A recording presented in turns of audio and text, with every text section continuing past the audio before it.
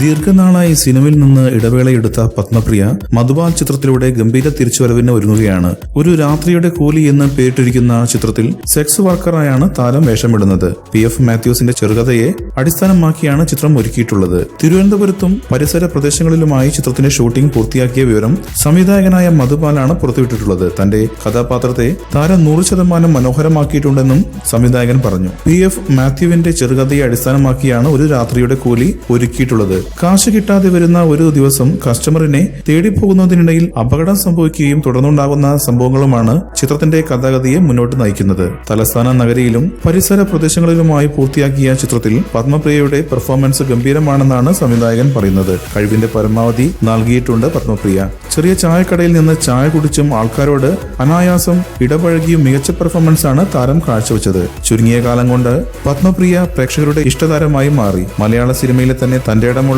നായികമാരിൽ ഒരാളായാണ് താരത്തെ എപ്പോഴും വിശേഷിപ്പിക്കുന്നത്. വിവാഹവും പഠനവുമൊക്കെയായി അമേരിക്കയിലായിരുന്ന താരം തിരിച്ചെത്തിയത് അടുത്തിടെയാണ്. കൂടുതൽ സിനിമാ വാർത്തകൾക്കും വിശേഷങ്ങൾക്കും ഇപ്പോൾ തന്നെ സബ്സ്ക്രൈബ് ചെയ്യൂ മലയാളം ക്രിയേഷൻസ്.